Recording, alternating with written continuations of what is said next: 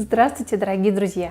В эфире второй выпуск рубрики «Торт по вашим заявкам». В первом выпуске мы с вами оформляли вот такой торт. Если пропустили, обязательно посмотрите. Ссылки в описании. А для второго выпуска мне понадобилась ваша помощь. И вы откликнулись. Я прочитала все комментарии. Спасибо вам. Особенно мне понравились несколько комментариев. Вот, например, комментарий от Алены Карповой. Она заказала торт для своей дочери шеф-повара. У нее дочь с характером «я тучи разведу руками». И еще мне очень понравился комментарий от Pool Breeze, которая заказала оформление торта для своей сестренки. Лицо сестренки на боковинке торта и сверху все в цветах. Я бы очень-очень хотела выполнить именно этот заказ, но я не могла не обратить внимание на море комментариев с просьбой выполнить торт для мужчины. Мужские торты — это не мой конек, но тем не менее я возьмусь за этот торт. За основу я беру комментарий Сандры, который собрал больше всего лайков. Здравствуйте, Надежда! Очень хотелось бы, чтобы вы оформили мужской торт. Это моя самая большая проблема. Мужские торты все однотипные, и придумать что-то особенное очень трудно. А моему папе будет 70 в феврале, и хочется чего-то необычного. Спасибо. Итак, у нас есть заказ.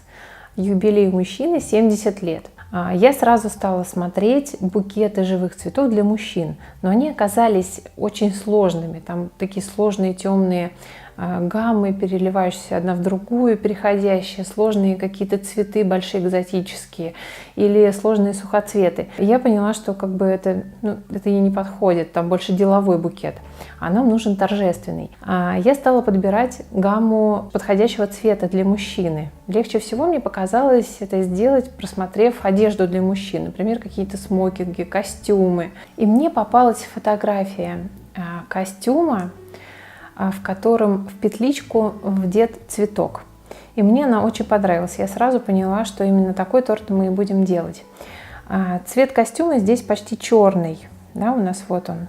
Но я вижу здесь синие оттенки, поэтому, чтобы торт смотрелся ярко, красиво, празднично, мы этот оттенок повысим где-то на 3-4 оттенка.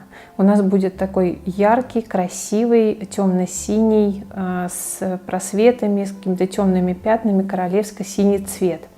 И вот эта бутоньерка, посмотрите, как раз здесь ранунклюс, большой красивый цветок с белыми прямыми лепестками и небольшая зелень вокруг.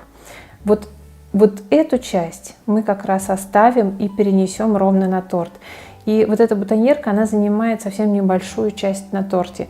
Именно так мы и сделаем. Вот она, наша идея. Сейчас я вам сразу покажу, какой торт мы будем делать в течение следующих 3 уроков.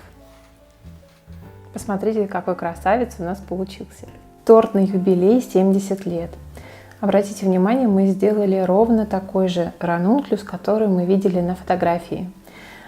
Цвет самого торта сделали королевским синим.